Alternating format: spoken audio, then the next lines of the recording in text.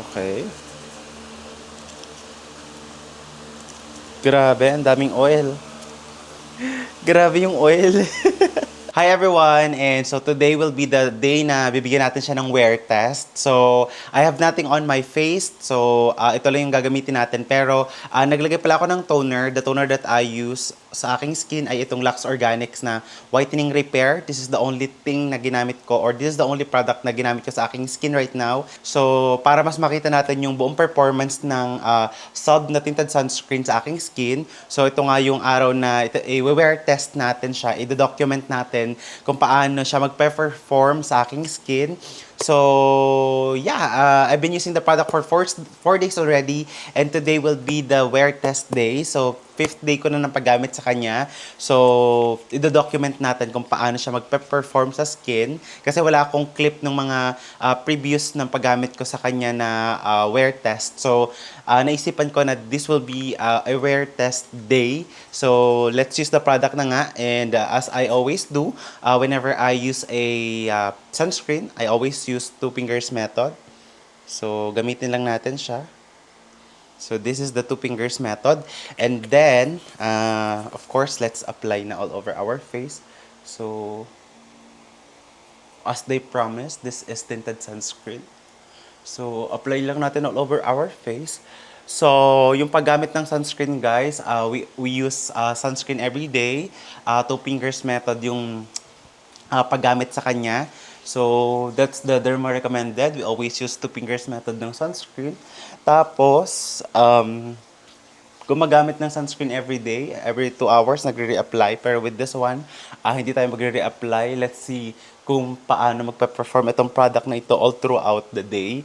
Or let's see kung hanggang saan naabot itong sunscreen na ito. And then, gumagamit tayo ng sunscreen because it protect our skin from hyperpigmentation, skin cancer, mabilis na pagtanda ng ating skin because if we go out without using sunscreen, our skin tends to get yung mga wrinkles because naapektuhan yung collagen production natin. So we always use sunscreen whenever we go outside, and that is recommended ng mga dermatologists. So, yan siya. Ganun siya sa skin pag in-apply. Pag nag-apply na siya sa skin. Anong oras na ba? 9 a.m. na. So, let's see kung paano siya magpe-perform sa skin. So, ganun siya mag-apply kapag na-apply na siya sa skin. Ganun siya. That's how it looks like kapag na-apply siya sa skin. Itong product ni Salve. And, mag-update na lang ako sa inyo siguro after an hour or two. And then, let's see all throughout the day what will happen sa aking skin. Kung mag-o-oil ba ako, I'm not gonna use ng powder. So, makita ko yung buong performance niya sa aking skin. Okay, so far, this is my skin. May konting akong nararamdaman na product sa aking skin. And let's see kung mag-oil ako and ano yung mangyayari sa aking skin. Okay, so this is my skin, 9 a.m. So that is, medyo may pawis lang ako dito kasi ang init. Pero let's see later. Okay, so that's my skin. So, ayun guys, and this is an update sa paggamit ko ng Salve. So, ginamit ko siya kaninang 9 a.m. And ngayon ay mag-aalauna na ng pahapon. So, and 4 hours of using the product, this is what happened sa aking skin. Ang ganda pa ng aking skin, to be honest.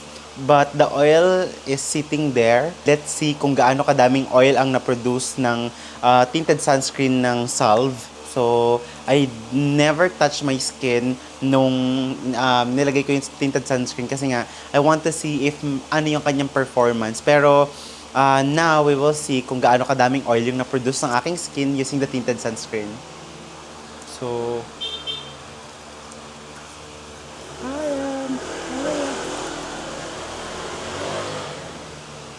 okay. Grabe, ang daming oil. Pero ang ganda pa ng skin ko ha. Ang ganda niya sa skin. But I don't think the oil is grabe yung oil. Oh my god. Okay. Let's try na i-absorb lahat ng oil that I have on my face. I think two blotting paper is enough.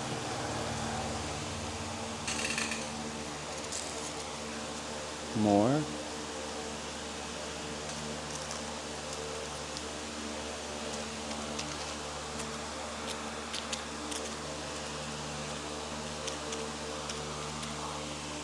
So guys, ayun na yung oil na na-absorb sa aking skin.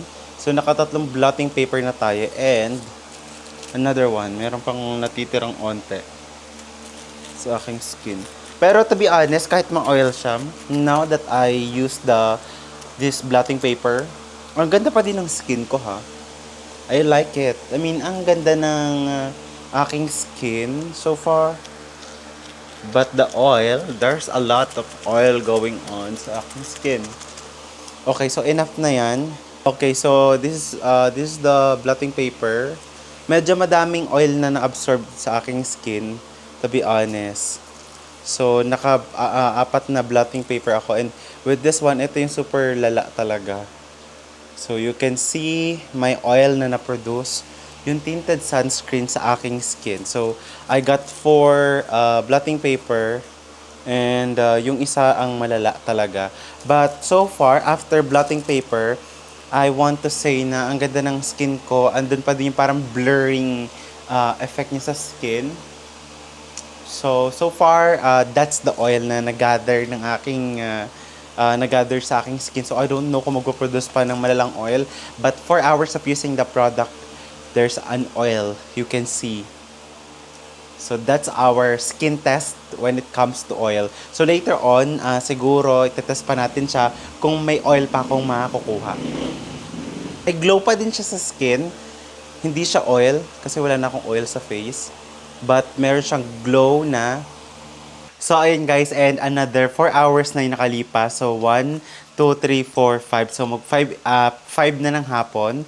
And this is my face. So as you can see, ang glowy-glowy ng aking face right now. It is because meron na naman siyang oil. And whole day test from 9 to 5 p.m. This is my face, what it looks like. So now, let's use a blotting paper again. And another one. And another one. Sa noo. And sa baba. So as you can see, ayan, as you can see,